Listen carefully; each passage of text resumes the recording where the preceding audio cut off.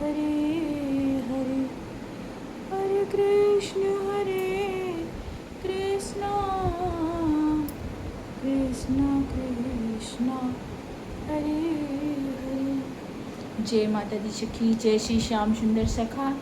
अभी मैंने इतने ढेर सारे कपड़े इस्त्री किए हैं, देखिए, शर्ट, टी शर्ट और मेरा एक ड्रेस अभी मैंने इस्त्री करके रखा और अपने बालों को कॉम्बिंग किया क्योंकि आज मैंने धुला था शाम को, तो अच्छे से सूखे नहीं थे। अब ऊपर के कमरे में मैं आ गई हूँ, तो कहाँ चलो, अभी कपड़े प्रेस हो गए, अभी कॉम्बिंग कर लेते हैं अच्छे से। और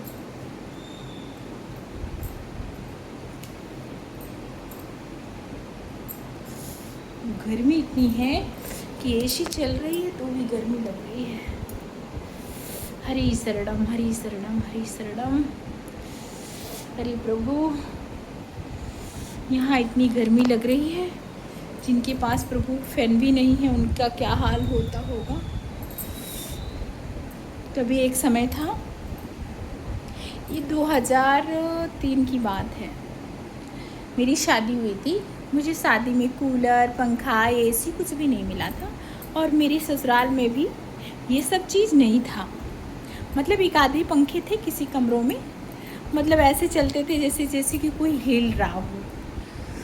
इतनी गर्मी होती थी और मुझे गर्मी का एहसास इतना ज़्यादा नहीं होता था कि इतनी गर्मी है। और तो गर्मी बहुत होती थी, लेकिन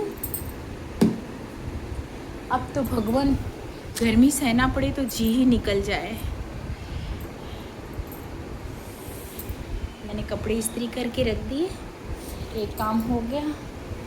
कल शायद पूर्णिमा है कि क्या है, और स्वामी जी बोल रहे थे कि स्नान करने के लिए बागीचा जाना है, मतलब उनके मित्र लोग जाते हैं तो इनको भी साथ ले जाते हैं, तो ये मुझे भी ऑफ़र करते हैं चलना है तो चलो। और मैं भी सोचती हूँ चलो, गंगा जी तो मुझे बार बार नसीब नहीं होती हैं, तो चलो ताप्ती मैया के ही स्नान कर लेते हैं, क्योंकि ताप्ती का ही जल वहाँ पर है।